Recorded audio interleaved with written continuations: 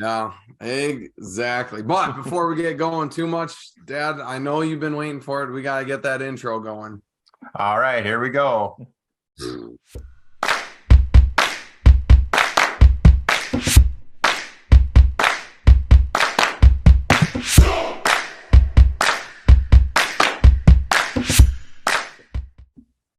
Wow. There you go, Eric.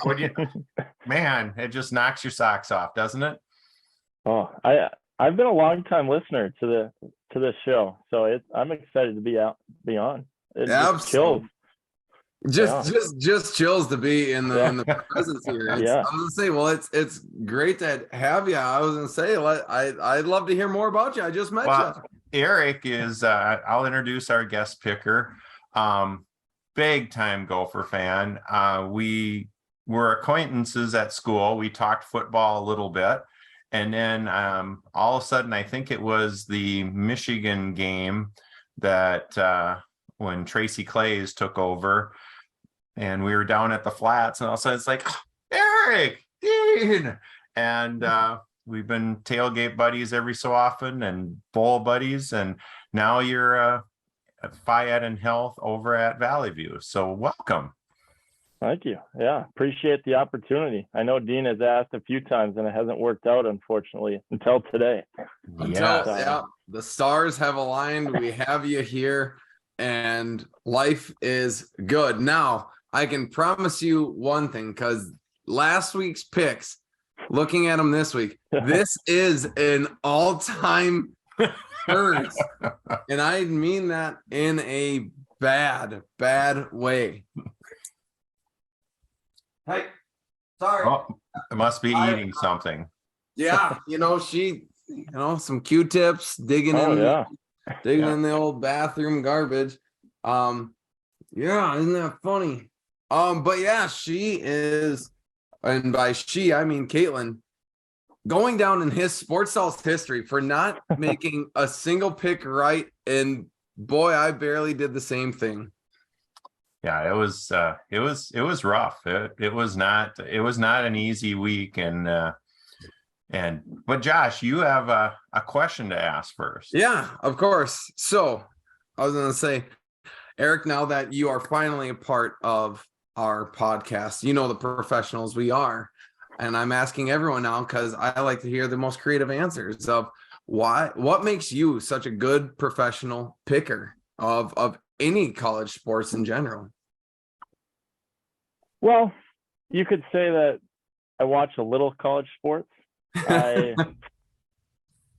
may be erring on the side of obsessed. I was right before this, had 4 screens going between the Bowling Green, Ohio football game, multiple college basketball games, and that's intense. I was gonna say I appreciate the commitment on that one. That's unbelievable. It's just another typical Tuesday night. Yeah. Typical Tuesday night in the Dolman household, you know. We got the baby. Got to teach my daughters young, so that's true. And unfortunately, they're born in the state of Minnesota, so they're just bound to be Minnesota. Build them up to let them down. Yeah. And you are the man of the house. There's no doubt about that. Yeah. And unfortunately, some of her relatives are from Iowa. So it's been a rough week in the Dahlman household. I was gonna say, I got to go, my wife and I got to go with Dad, and it was everything leading up to it was amazing. Hit up Sally's bar, and we waited a little bit in my favorites. So my wife's about 5'2". If she's gonna slap me on the head, she's gonna say 5'3", but she's not tall. But she makes up for it with attitude. And there's these like Gopher college guys in front of us in line, and she just is, thinking in her head. And after like 15 minutes, they walk away, and she just whispers to me. She goes, "Yeah, those guys are soft. They're never going to make it." I'm like, "That's pretty vicious." And she's like, "Look at them. They're soft." I'm like, "Hey, whatever you say." But it was cool. And you know how this is, Eric, and just the the tailgating, the pregame, the things you stumble into, because Sally's was packed and we wanted to be inside. We didn't need outside more than was going to happen. But your And seats are on the sunny side, so it's always yeah, that's sunny true. at Huntington Bank Stadium.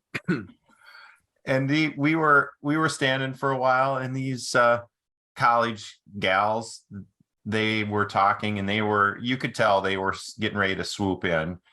And all of a sudden they look back and they just said, okay, there's only 5 of us. We can all fit on one side of the booth. If you guys want to join us. Wow. And we just had a grand old time. Yeah. So the 8 of us sat together. We made friends, played some drinking games, and then we said, all right. They were clearly there to watch the game indoors, and we bundled up and we took off outside. And that was the last time I felt my toes until yeah, about 10 o'clock later that night. Well, Josh, this is what you were speaking of. For the audio listeners, you know, I shade and make bold the wins and then total them on the bottom. And Josh got a hole in one. A lot of white on my column there. And I was feeling bad about my 4, but holy cow, 4 was a big one. And Caitlin, like you said, that's a first. That's a first, getting 0 picks correct. I hope you texted her dad about that, your brother. I hope you texted him and said, Caitlin set Sports Doll's history with zero picks. And they weren't bad picks because I picked a majority of them as well. And boy, nothing. Basically, I'm going to go into this week, say what I usually say, and then pick the opposite and see what happens. So that brings within 2 weeks, the grand total has, Chris, wrong person. There we go. Mm-hmm. And it is shifted quickly. The guest's big lead has vanished. Josh's lead has vanished, and we have 3 weeks left. Yeah, it's coming down. So I was gonna say, Eric, I think there's only one direction for me to go. Yes, that's true. It's flat or it's up, and with your dedication, I think you're gonna bring the guests back into the limelight here. Well, here we go. And you know the game. We have announced the game, and we're going versus the spread. There's some interesting spreads this week, not big ones. Thank God. But interesting spreads. Starting off with Friday's game, Nebraska, who's lost 5 in a row. Yeah, they're at Iowa. And Iowa's picked by 10.5. Eric, guests always get to start. Where are you going with this? Well, this is a tough one because you got Nebraska, who's the king of the 1-score losses. Yeah. Sam Laporta is out this week. It's already been announced. So that's a big loss for Iowa, although their tight ends destroyed the Gophers anyway. But on those 2 plays? Yeah. Yeah, 10.5 still seems like a lot of points. I don't know if Iowa's going to hardly score that again. So I'm going to go with the Cornhuskers. I'm going to take the points. That's a bold one. Well, I mean, I see where it's because I'm sitting here trying to compare Minnesota's defense to Nebraska's defense, because Minnesota's defense isn't great, but neither is Nebraska. Iowa's offense isn't changing. They're going to move the ball a little bit, but scoring 10.5 is going to be tough. It's at Iowa. I'm going to take the spread on this one. They barely squeaked out a win. I think they can stick it to Nebraska. I think they're going to finish strong, really try to put a stamp on their title to the Big Ten West champion there. So I'm going to go Iowa, winning and cover. Yeah, Iowa just it floors me where they were at 2-3 weeks ago, and here they are. And you got to give them credit. And we saw it on Saturday. Iowa doesn't do anything flashy, but they just they don't make mistakes, which, by the way, Eric, first time ever, and I've gone to a lot of college games. I've never been to a game where there were no flags. Yeah, not a single flag. Unbelievable. Granted, they missed a pretty obvious targeting call. Yes. I have to just throw that out there early in the game. But I was gonna say I couldn't see it from where I was at. Since 1986, I thought I saw that was the first zero flag game. Wow. Yeah, that's incredible. Like Dad said, Iowa didn't make a mistake, and they forced 2 turnovers in the fourth quarter while the Gophers were marching. Like, I don't even know how you dominate with that many offensive yards with a running back who runs for 262 yards and you can't win the game. Oh, yeah. That's the play of the game happened in the first half, in my opinion. However, when we had the ball marching and Ethan decided to throw into coverage to Brockington instead of hitting Brevin Spann-Ford. Oh yeah, across, and he scores, and you go up 14-10. Instead, you miss a 34-yarder and you're down 10-7. Yeah, I would agree. Very much so. Well, back to the Iowa game. Iowa doesn't make mistakes. Nebraska, they're number 110 in giving the ball up. That's to me, and so I'm going with Iowa to cover, but it just makes me nervous for Iowa to score that many points against any team. Yeah. So now you already have one game for the guests to make up ground. There you go. Yeah, we're gonna need you to step it up. That's for sure. Yeah, I watch it. It's gonna be a 10 point win flat across. It's gonna be ugly. It's gonna be disgusting. Well, the one that the whole Big Ten is watching, and they got this one at 11 o'clock always because it curbs the tailgating and drinking. No. Yeah. Michigan at Ohio State at the Horseshoe. I was kind of surprised OSU is picked by 7.5. Where are you going, Eric? Again, it seems like a lot of points. This is going to be a close game. It all comes down to the health of the running backs. I think that's the big between the two for Ohio State and then Blake Corum for Michigan. And this is the one I've been going back and forth all day. But I think with it at home with Ohio State, I think they're gonna punch their ticket into Indy. Yeah. And into the college football playoff with a decisive 10-point victory. So I'm taking Ohio State and the point. Yeah, this game last year was so exciting to watch that, Michigan won, they go into the Big Ten championship, everything like that. Like, obviously, this is the game for them. I don't think either of these teams even care about who they're going to play in the Big Ten championship. I really, really don't think so. No. But it's tough. I mean, this is the game that the Big Ten has been waiting for. I'm super excited for it because obviously it's huge rivalry, 2 versus 3. The winner of this more than likely will go to college playoffs. I think Michigan had them last year, but at home, I think Ohio State's going to play with a chip on their shoulder. I'm going to go OSU. This is the algorithm has Ohio State winning by 5. That is not 7.5. You know what I'm gonna say. You know what I'm gonna tell you. It's gotten you the lead. It's gotten you some good picks. Trust the process. Yes, that's right. Number 1 Michigan, number 1 defense, number 2 against scoring. Ohio State, number 8 offense, number 2 scoring. And surprisingly, neither team makes a lot of mistakes. But it's like they're like number 2 or number 3 in the nation. They're good. It almost speaks to why they're undefeated. Yeah. I'm gonna go with OSU to win, but not to cover. So going Michigan. I don't think Michigan has a chance at winning this one. I just don't think Ohio State has so many weapons. Yeah. That is going to be a very, very fun game to watch. I am very much looking forward to that one. two teams going in different directions. Yeah. Now go from that game to this one. Woo! We have the game. The game. Yeah, nothing speaks Big Ten like Rutgers at Maryland. Bingo.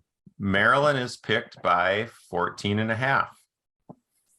It really depends on which quarterback shows up for Maryland. Yeah. You can have Talia that could beat any team in the nation, and you could have a Spencer Petras version, not last week, but most of the time a pressured Spencer Petras version of Talia. And so if this game was early in the season, it'd be a no-doubter with a Mike Locksley team. You take Maryland always, big. Late in the season, he's a tough one to go. Their teams are always going the wrong direction. Yeah. As the season, season goes along, and the performance, exactly. But it is still Rutgers. I'm thinking a bona fide version of Talia is going to show up. He's finally getting healthy, had a decent game outside the last play. So it's got to be the Terps. I'm going to with the cover. Yeah. I have nothing more to add to that. I'm going to go with Maryland and the Terps as well, winning and covering. Look at me go, taking the spreads, first three. Look how well that paid out for me last time. Ride that spread. Keep it going. You hit it on the head, and this is something I bring up every week, and seems like for the last 3 years, Eric, Maryland always is way up there and being one of the worst penalized teams. And just looking at the spreadsheet here, Maryland's number 124 in the nation as being bad. And Rutgers is 122. So there's going to be a lot of hankies out there. Yeah, I would say not going to be last week. No. So I've got the algorithm has Maryland by 20. Rutgers has just quit showing up at the end of the game. They're just going to want to get the game over because there's a party somewhere on campus for Saturday night when the season's over. Yeah, I was like, they're no bowl eligible. They're just going to, one more hoorah and see what happens. Michigan State, the Battle of States. Michigan State at Penn State. And who knows what you're going to get with Michigan State. Another Penn Jekyll State and is Hyde picked here. by 18. Yeah, a real Jekyll and Hyde squad out of Michigan State. I think Jeez. they do better when they have guys suspended. Yes. Exactly. But Penn State just has that running game going. That was kind of the question mark coming into the season. And outside of their Michigan, Ohio State games, their average margin of victory is 29.5, I believe. Yes. Yeah. And so they have 18 points. Their defense is flying around at Penn State. I got to take the Nittany Lions to cover. Absolutely. Yeah. Penn State's trending upwards. Michigan State, they drive me nuts. I mean, my picks would be so amazing over the past couple of weeks if I would just flip flop, because I go back and forth every single week. Like, gosh, what exactly, like you said, which Michigan State team is going to show up? And literally, I've been wrong every single time. Last week, I picked Michigan State. That was a big mistake. So I won't make that again. I'm going to go Penn State winning and covering. I think it's going to be a blowout. Yeah, I'm going to stay right with you. You guys, last week, it was people laughed at. The algorithm has been picking the last 2 weeks Penn State by a lot, and it's not going to stop doing that. Algorithm has Penn State by 34.5. That's definitely more than 18. So I'm going PSU to win and to cover. And it's better for the Big Ten with them coming out at 11 tonight in the college football playoff. Yeah. If they can sneak into the top 10, that gives Michigan or Ohio State, the loser, an outside chance potentially at that fourth spot in the college football playoff. So that would be a dream, seeing two Big Ten teams in there. Unlikely, but a possibility. Yeah, that would be nuts. Mm. The other battle for the Big Ten West title, Purdue, who had it in their hip pocket, gave it up, fought back. Now they're in contention. Purdue is at Indiana. Purdue is picked by 10.5. And I really thought this spread was going to be larger. Mm-hmm. Although it's a big rivalry game. Yeah. That's right. But That always has something to say, the rivalry game, or you throw the can records have- out, and exactly. It's a battle of Indiana right now. and on paper, looking at just the score from last week, I want to instantly go Indiana. But when you start diving into the figures and the stats, it was a lot like the Minnesota-Iowa game, the Right. Michigan State-Indiana game. There was no business. Indiana had no business winning that game. Yeah. And they were fortunate with a couple breaks that went their way, but it just depends on which Aiden O'Connell shows up, kind of like that Taulia. He hasn't been the Big Ten West quarterback I thought he was going to be throughout the year. Started out agree. hot, but he's been a turnover machine. I feel like he plays for Nebraska some days. Yeah. Yeah, so but Purdue's going to be playing for their Big Ten West hopes, hoping that Nebraska, well, they'll already know the Nebraska-Iowa result. So it's going to be after Nebraska wins, which we already know is going to happen Yep. based on my pick earlier today. And so not even taking the 10.5, they're going to beat Iowa. they're just I going don't to think win outright. that I was going to win by 10, but Okay. No. There you got. there's that chance that Purdue will have the shot for the Big Ten West title. Right. And so I'm leaning towards Purdue here. So we're going to take the Boilermakers. Yeah, I think Purdue is a wavy team. They're good. They have talent. They've had great games so far this season. And they're just kind of on a little bit of a downslope right now, not at the greatest time, but like you said, they have Big Ten championship possibility. And I think if I was a coaching staff there, you're not worried about anyone else. You have to handle the game that's at hand. It's a rivalry game, even though it's not a great Indiana team. You know they're going to give it your all because it's an awesome Big Ten rivalry game. And they're going to be playing at home. So you know they're going to have the crowd with them.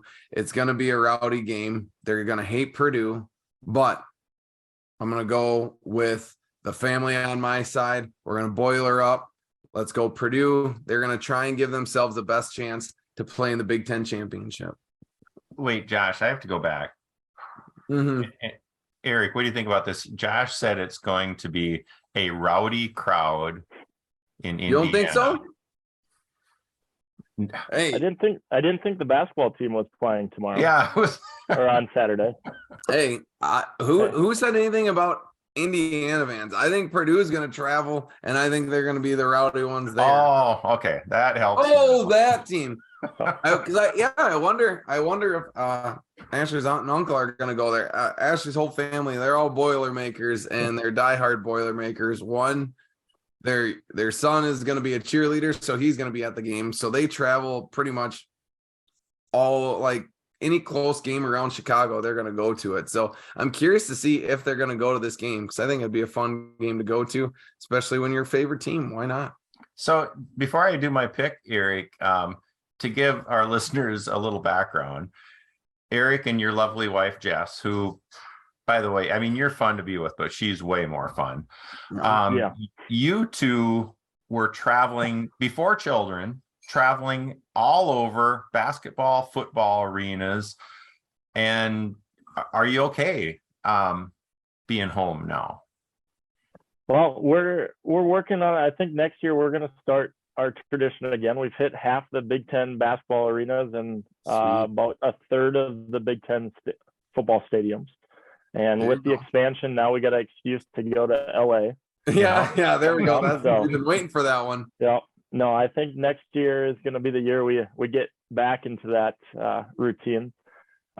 Indiana was an interesting one. It was for basketball, but I didn't understand the full extent of this rivalry until we went to the Indiana Gopher basketball game. Mhm. We got seats on the court, and they were Dang. only supposed to be for boosters. Yeah. My wife ended up buying them on the secondary market, and you weren't supposed to sell those. And so it was We got 'em. all Hoosier red. We walk in decked in out in our maroon and gold. Oh man. And yeah, and you actually had to walk across the benches to get to the seats. Wow. Yep. And so thankfully everyone around us was very kind. It wasn't a Iowa or Wisconsin game. Right. The Indiana fans were very, very nice in this case, but they were playing Purdue the next game, and they're going through their pregame plans already for a basketball game. And so they went through what that rivalry was all about. Mhm. And so I think I got to err on the side of Josh with him on this one. Right. Just that it's gonna be an experience for Indiana. This is where Indiana's gonna be, and they're gonna be playing for Tom Allen. Although I'm still gonna pick Purdue. Yeah. Okay. Of course. I was gonna say, wait, are you changing your pick? No, they're gonna be excited to play, but it's like, again, just like the Iron Bowl, you can have like a 1-2 win Auburn. It doesn't matter. You cannot rule them out in a game. They're going to play very, very hard. Now that's an extreme, and I don't think Indiana Purdue has that status of rivalry, not even close. But what I'm saying is, it's a rivalry game. It's the last game of the season. There's a lot on the line for Purdue. Indiana wants nothing more probably than to just shit on that dream. So why not? So as Dean knows, I like to get down different tangents. So to actually answer his question, it is difficult staying home and watching it on TV, although we have the projector and the big screen down in the basement now. So it's a pretty nice viewing environment. But you got a nice setup, that's for being sure. in the stadium or in the arena, it has a different feel, especially for college sports. So right. Well, I was afraid our friendship, we were just starting to hang out doing Gopher games, and then we went to the Citrus Bowl. You were there, and our seats were in very different spots. However, we were really, really, really lucky in getting ours. We were just stumped, and the seats were like way up in the rafters, way up in the second deck. And Josh says, we were going to go out. It was New Year's Eve. Dad, just check one more time. And all of a sudden, what do we get, Josh? 3 seats in the end zone for $54 total. Yeah, like it was literally like someone just probably wanted to get rid of them, and it was like first tier. So like take our Gopher tickets and just move them down to the first tier, and that's where we sat. And we're like, what? I don't know how this happened. Someone probably made a mistake on the price of them. Yeah. Posted it, but we jumped all over it. We scored. Like it was grand. And then Alex pushed me around in a shopping cart that night. That's how happy we were for New Year's Eve. It was great. Okay, back to Purdue, Indiana. I'm going to definitely agree with you too. The algorithm has Purdue by 20. The thing that just is glaring at me with the numbers here, Indiana's offense, which is usually, even if they can't stop anybody, has always been pretty decent. 116 in the country. Their defense is horrible, 123, and they turn the ball over. Purdue is going to take advantage of this, and I don't think the rivalry high can help Indiana in this one. So I'm picking Purdue and to cover. Doesn't help that Indiana's quarterback is currently playing for top 15 team in Washington right now. Yes, due to the transfer. So, and he's doing well. Yep, I would say so. Let's go to Illinois. The game is in North Chicago, not North Chicago, but North Chicago, in Chicago area. Illinois at Northwestern. Illinois is picked by 14. So this comes down to the Windy City and how much it blows. Yes.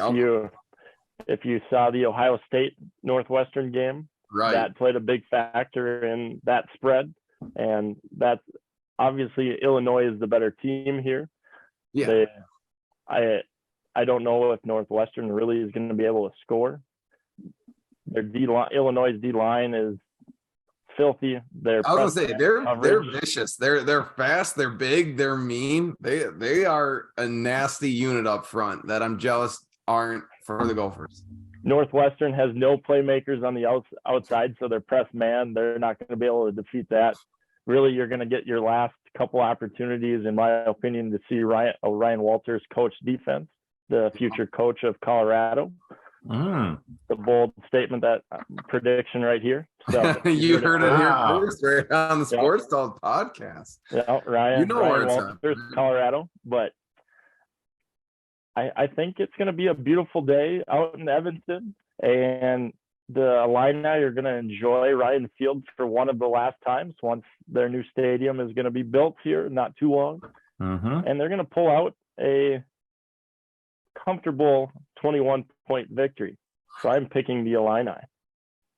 I'm gonna go and hope that the weather is completely opposite, because I was astonished at how much that affected the OSU game. Like, talk about best and the worst in the Big Ten, and that game was close through the third quarter.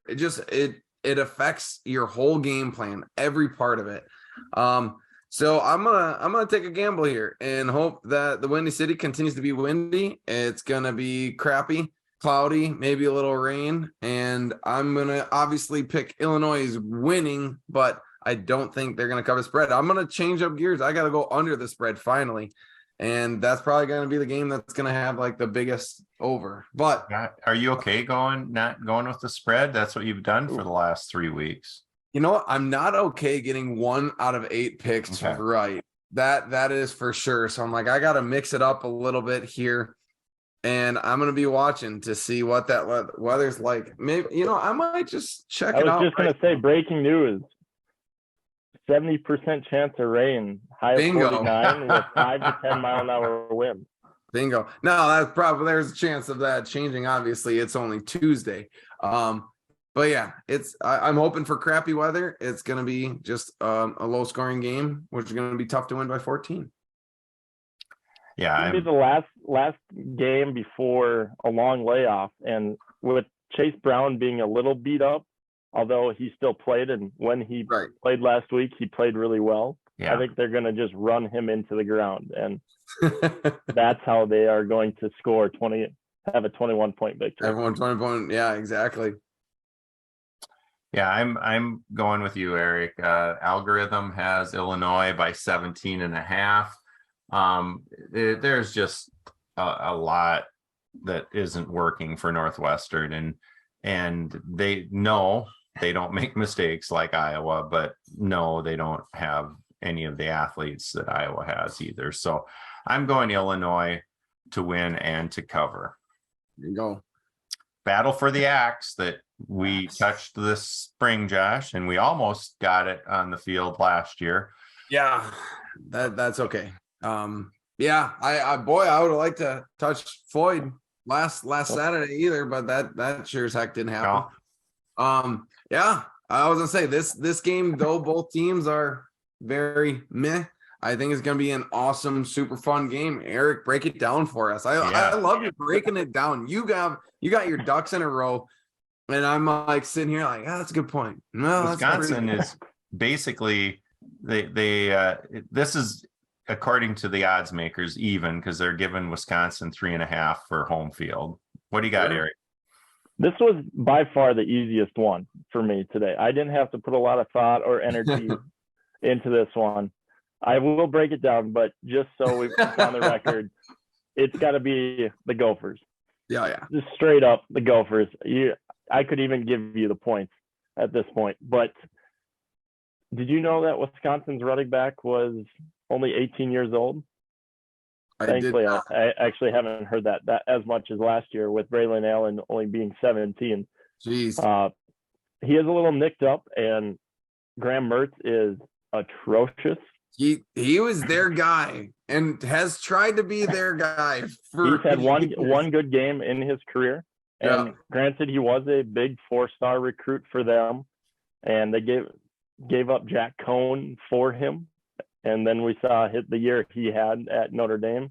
And, but the one thing that does scare me a little bit is since the bye, the last 3 games, Wisconsin's defense has started to turn around and actually played like a Jim Leonhard defense. Yes. Mhm. We are fortunate that is it Herbig, I think, is out. His appeal was denied from the targeting call in the second half last week. And so he does have to miss. He's their best linebacker, have to miss the first half.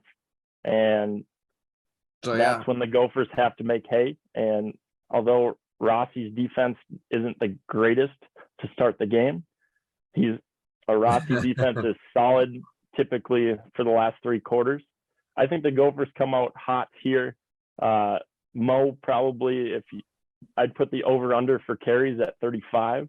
he's gonna be and I might hammer the hard. over. Yeah. And but yeah, you have 2 teams that came in with some expectations. Most people picked Wisconsin to win the West, which I thought was kind of ridiculous this year. They're just going off of past performances. But you have 2 teams that want to run the ball, 2 teams that want to just play stout defense, not give up the big play. And that's what it's going to come down to. Just like last week, Iowa made a few big plays and those explosive plays. And I really think the Gophers, you're going to have a Dalen Wright sighting. And Ethan is going to actually give him a chance on one of those 50-50 balls that we've seen about 3 times this year. There you go. What's the story with Tanner? From what I have heard with my sources, it was another concussion. They just don't want to come out and say that publicly. Yeah. So it ended up being 2 concussions in 3 weeks. So I don't know if you actually see Tanner the rest of the season. I really think his Gopher career could be done, and which he's going to go down as one of the best quarterbacks to ever don the maroon and gold. Right. And it's too bad. I would love to see him a little bit, even if it's in the bowl game. Yeah. And I think he earned that right. Although Ethan has been shaky in his timing routes. Yes. And that those are a few inexperienced things, and that's where Tanner excels. Ethan's legs on the zone read just gives this offense a different dimension. Yeah. And so once he gets a little more experience with his arm and connecting with his receivers, and that his receivers aren't helping much with their lack of separation. Getting open, explosiveness, giving them a chance to just throw it into some space and go get it type of deal. I really think that you're going to see a different Gopher offense next year. Granted, I say that, and we've seen the same offense for 6 years outside of 2019. But we had 2 NFL receivers that benefited on our RPO slant game. So I really think the Gophers are going to open it up, and I use open it up real loosely. We might complete 10 passes this game, and we're going for double digits. I just would love to see a screen again. The amount of blitzing that Wisconsin and Jim Leonhard loves to do. I think that would be a key. We haven't seen a tunnel screen for a long time on the outside.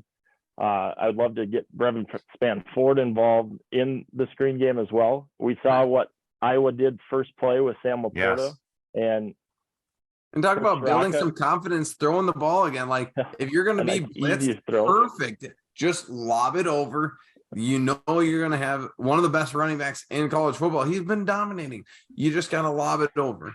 Yeah, it's going to be scary. That's okay. You've thrown a screen pass before. You didn't get to this position without it. Build some confidence. Make them sit back a little bit. Keep them guessing a little bit. But goodness gracious, yeah. His passing, now granted it was cold, windy, and crappy last week, but man, his passing was just everywhere but on. And exactly like you said, how many reps has he practiced with the first team, those wide receivers, building that relationship, building that connection? It's just not there. It's going to be, hopefully, but this late in the season, having that just kind of pick it up and start running what Tanner has been doing for years, it takes exactly that. It takes years. It takes practice. It takes reps. a big difference in this game compared to last week is that third dimension of the game is special teams. Iowa is one of the best special teams in the country. Yeah. And their special teams coordinator is paid, is the 17th highest paid special teams coordinator in college football. Wow. Wanger, who I'm not going to go down this route, otherwise we'll be here another hour. We talked about Gopher special teams, but he's the 25th paid highest special teams coordinator, and he only does special teams, and it's been a negative. I would love for just a net neutral. Yeah. I have no idea what Quentin Redding was doing, lining up 65 yards back and then catching the ball on the 5-yard line when the ball is bouncing into the end zone. Yes. Right. With the wind, pushing it that way. Everything was pushing the ball towards the end zone. It's bouncing at you. Look down, know where you're at, and get the out of the way. In middle school football, you're taught you go to the 10-yard line and you never go behind the 10-yard line. Put your feet on the 10 and don't go past that. Step back, leave it. And that's what I just told Josh at the game is like, oh, if he lets it go and worst case scenario, it's at the 2 instead of the 5. Oh, gee, you know. And on average, you lose in college football. If you don't catch the ball in the air, on a punt, you lose 16 yards of field position. But we're lining up 65 yards back. Granted, I know Taylor is a really good punter for Iowa, but this has been 10, 11 games worth. Yeah. And so that's just one thing with our punter. Crawford is atrocious. He's 13th in the Big Ten in punting. That's down there. Supposed to be our steal from Australia. They didn't, in recruiting, they didn't want to give up his name.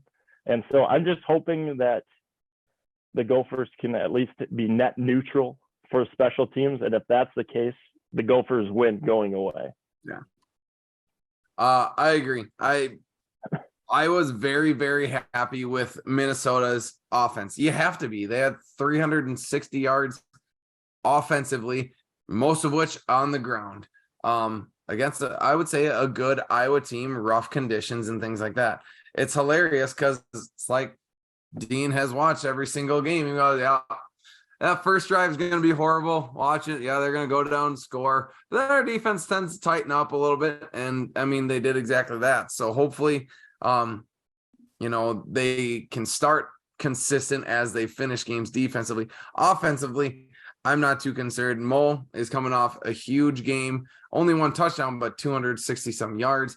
I'm thinking he's going to make an absolute stamp on this game. Multiple touchdowns, another 100 yards on the ground. I'm going to go Minnesota to beat Wisconsin. It's going to be beautiful. There's going to be a lot of butthurt Badger fans, and that's just how I like it. Yeah, you both summed it up really well, and I've been on the Mo bandwagon all year. He has not let me down. The thing that I thought was nice, guys, that I saw twice with little flick passes to Mo coming out of the backfield, and it's like give him another chance to use his legs, and so I think they're going to have to do that. Now, unlike Iowa, Wisconsin does make mistakes. And so I'm picking Minnesota to win. Let's just leave it at that. Minnesota to win. Algorithm has them by 7. Simple. Yeah, simple. Just gotta perform. Do little things. You got the talent, you got the crew. Just do it. And then we go outside of the Big Ten to all the way out to the West Coast. Notre Dame, who has found their game a bit lately, against USC, who still thinks they got a shot at that playoff. USC is picked by 5.5. Yeah, this is another rivalry game. Two teams that are on different parts of the country, but still don't like each other. You have the offensive juggernaut in USC, wants to throw the ball all over the place with Caleb Williams. Right. And winning in the exciting fashion last week, 48-45 in their other rivalry game. Yeah, that was nuts. And to keep their potential playoff hopes alive, it'd be tough to keep out a one loss, unless you have, well, you're going to have one, at least one team with a loss, but a Pac-12 championship. The committee tends to love conference champions outside of 2016 with the Cardell Jones led Ohio State. Yeah.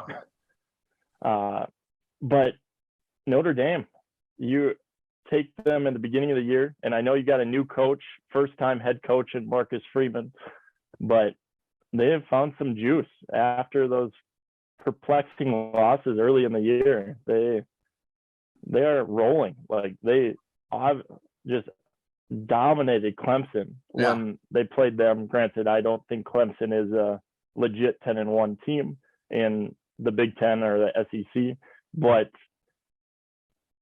5.5. I was secretly hoping that this line would be a little bit higher. I was hoping it was going to be more of a 7.5, then I'd pick Notre Dame in a heartbeat. I think this is going to be a little higher scoring affair. It's not going to be your 48-45, but I'm guessing it's going to be, each team is going to have to score 4 or 5 times to win. Yeah. I think I'm going to go. This is not what I had on my show notes coming into today, but the conversation has changed my mind, and I think I'm going to go with Notre Dame. I'm going to take the 5 or less. So we're going with the Irish. I was gonna say it's always great. Sometimes when you just start talking, in the famous words of Michael Scott, I just start talking and I don't really know where I'm gonna end up. So you just kind of keep saying things. Sometimes when you just talk it out and you just say it out loud, you hear it a little differently than what your mind tells you. So I know I've been there, but I picked USC in the beginning to make the playoffs this year. I'm gonna need them to win. And I'm going to need him to win well to hopefully get that pick right. Would be amazing. So I'm going to go with the Trojans at home, staying hot offensively. This is the numbers, the spreadsheet for me is just crazy. USC number 2 offense versus Notre Dame's number 17. And you really got to give Notre Dame their defense at 17 is probably doing better than that, because they got handed a lot of yards early in the year.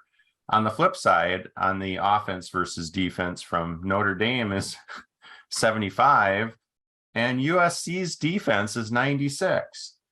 The big variable here is USC has just been taking the ball away from other teams. They're number 1 in the country. Yes. So this one has made it tough for me. The algorithm has USC by 2, which is less than 5.5. So Josh, I'm going Notre Dame. Yeah, it's been treating you well. I gotta mix things up. I gotta make some changes. I'm gonna have to make some moves. You never know if it's gonna be good moves, bad moves, but the week will tell. Yeah, but they're moves nonetheless. It's either up or down. I'm not staying still. I got to do something different, and that's how we're going to do it. Well, there's what we have, guys. No, I was gonna say, yeah, we came together on a few picks. I think those will be good there. But I am so excited for the Michigan Ohio State game. I am very excited about the Minnesota Wisconsin game. Those two are definitely always one of my favorites to watch when it's rivalry week. I thought you were going to exactly what the country and especially Big Ten wants. Michigan, Ohio State, the game, both undefeated. Well, it's going to be awesome. It's been cool. I always like the last 2 weeks of the season with the rivalries, the natural rivalries, and then the media fabricated ones. But the last 2 weeks, between last week and this week, just super fun football. Oh yeah, especially Minnesota too. Like, who hates Iowa? We hate Iowa. Would that have been awesome to win and throw our hat in there for Big Ten West? Sure, why not? We could have won it. We could have won it for sure. So that's a little disappointing, knowing another big game, another team to beat. But I don't know. It'll still be exciting. Let's get a little bit better bowl. And of course, bragging rights over Wisconsin. Well, Eric, thank you so much for joining us. This has been fabulous and a blast. And I miss seeing you in the hallways and stuff. Well, I'm not in the hallways, but it's good to catch up with you this way. Hey, thanks for the invite. A long-time listener, big-time fan. There we go. Future episodes of Sport Dolls. Absolutely. And in classic fashion, you get to be a part of it now. We're going to put our hands in and we're going to say Sports Dolls on 3. We got 1, 2, 3, Sports Dolls.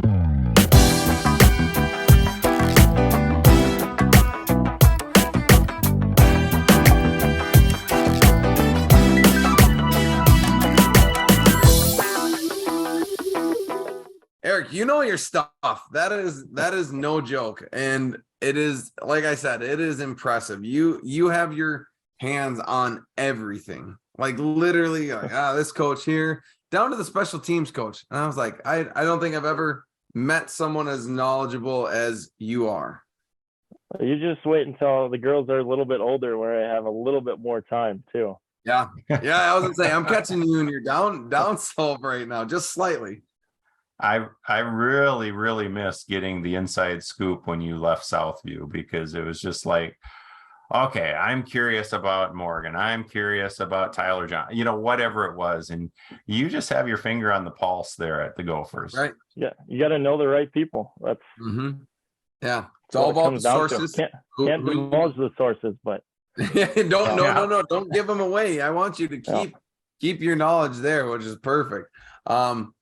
My sources, she knows the mascots of the Big Ten, so that's pretty good. So that's about the extent I get here. And it does help when your wife is as big of a Gopher fan as you are. Oh, so absolutely. That would be fantastic. I get an eye roll with every college sport or professional sport that I would like to watch. Plus I'm in that age range where I missed like 3 Saturdays in a row for weddings that, they were fun, but would I have rather gone to a Gopher game or watched a Gopher game? 110%. Who was it, Josh? We'll end on this tonight. Going to basketball when Purdue was in the Final Four and they had that crazy game against Virginia. That's what it was. What? And I'm drawing a blank. And just an incredible game, overtime, got all done. And Ashley was like, oh, wow, that was good. What are we going to watch now? Oh, yeah, it was fine. It was Final Four Saturday. And the first game was awesome. And he's like, all right, ready to be done. Well, yeah, what's next? The second game. The next one coming around. We got 2 of them here that we need to find the championship for. And that got a big groan and a big eye roll. But I think I used my knee surgery and some sympathy points. Like I just had knee surgery right now. Like I'm sitting here on this couch. Like, come on, let me at least enjoy the Final Four on this Saturday. So I may or may not have planned both of my leaves from school to watch my kids over March. Yep. For a reason or two. Very, very important. Yep. That you are dedicating your fatherly time to those kids. And it just, whenever the time of year that works best, that they need you clearly know that. And you took it. Your kids. Yeah, both kids just may or may not have been born in the fall, but I knew they needed me in March. So that's right. Yeah. Mom's got them most of the fall. I'm gonna take my watch in the spring, and you know what? I gotta bear that badge, but I'll do it. All right. Well, I am